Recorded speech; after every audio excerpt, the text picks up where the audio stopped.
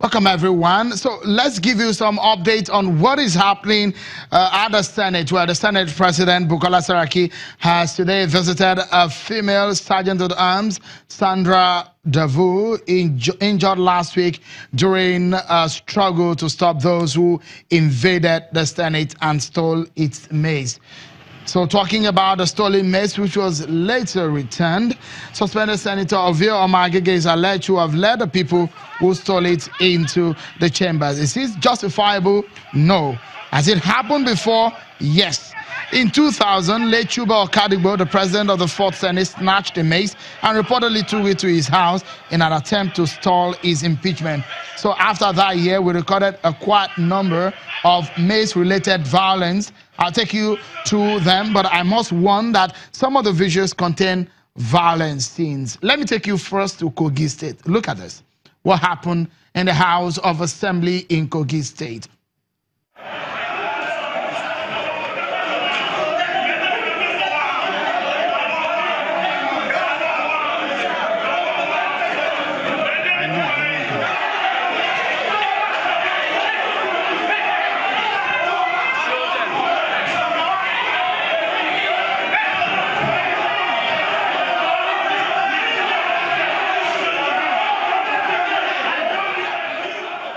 So let me take you to yet another one. This one also is very, okay, River State. That's where I'll take you next. Look at it.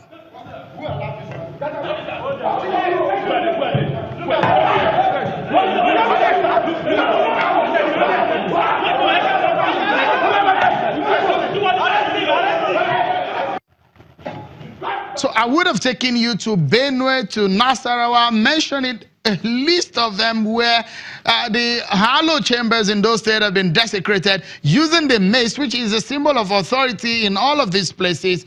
Because of our time, I will rest from all of the state assemblies. But if you're talking about violence and the issues of mace in the National Assembly, I will not go back to very, very long years. Let me go back to 2015. House of Representatives. Take a look.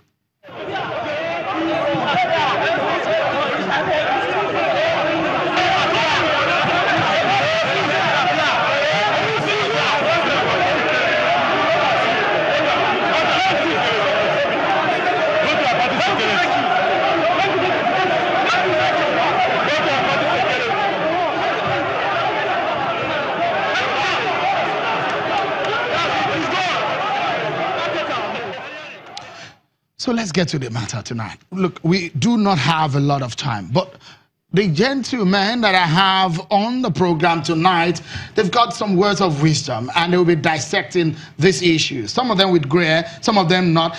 Let me introduce my panel tonight to you.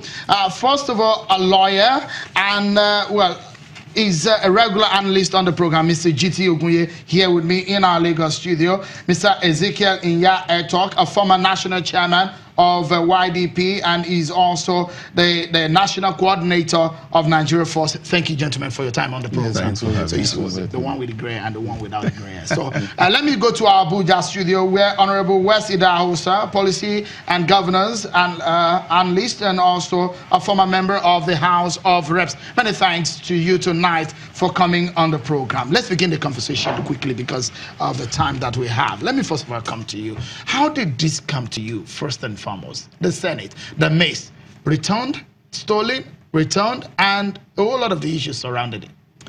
For me, it's a lot deeper than that. It's a lot more fundamental than that.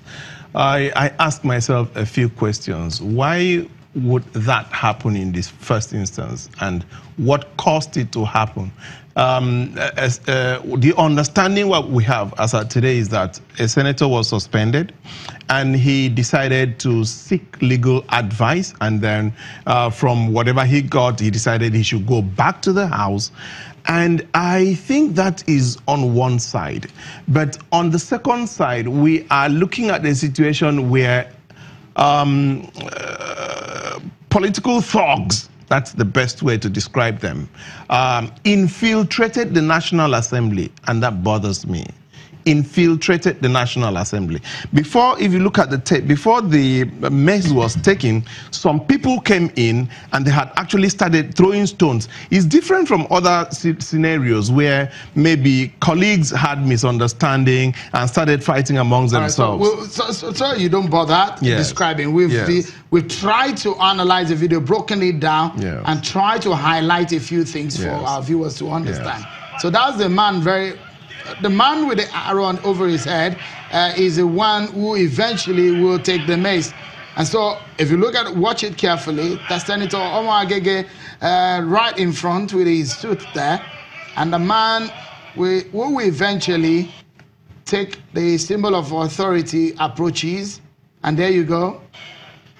He takes it. And look at the expression on the senators, some of the senators. And the man, off he goes with the mace there. And he goes with him. So it looks like he doesn't care. If you don't get out of the way, I'm going to injure someone. That's what he looks like. Who are those people in suit that were behind him? Were they escorting him, or were they trying to stop him? It doesn't look like anybody was trying to stop him. It looks more like they were escorting him. And I want to see the National Assembly, the Federal Republic of Nigeria, the police, the executives, take this matter serious, because we have seen it. And this is not a matter that you need a panel of inquiry for 3 months, for 10 months. It's something that reasonable people sitting down within 24 hours can establish what was going on and brief Nigerians.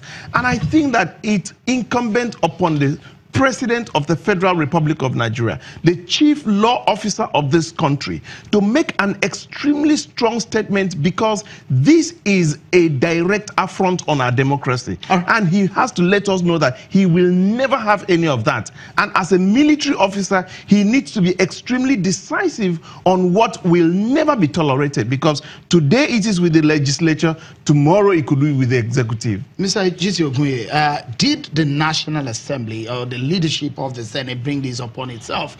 Looking at the political, and you've been on this show to talk about the suspension of Senator Omar Agege.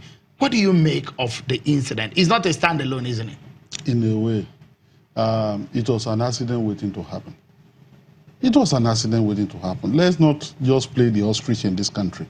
Serially, the courts have held in this country, don't suspend your members. You are violating the right of the constituent to representation. And the last time that we're going to have a retort from the National Assembly is to accuse the court of judicial insubordination. What a check.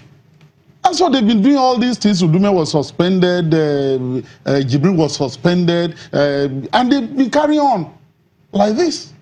So for me, it was something that was going to... The only thing that happened is that whereas these legislators have always been disrupting their own proceedings, we now have interveners who are helping them to do what they've been doing all these years, right? And for me, without justifying that act, because it has a lot of implications, how did they get into the National Assembly? They could have got into the National Assembly without connivance of the security. It's obvious. But the real subverters of the democratic process in this country are not the thugs that we often mention. They are the political actors themselves.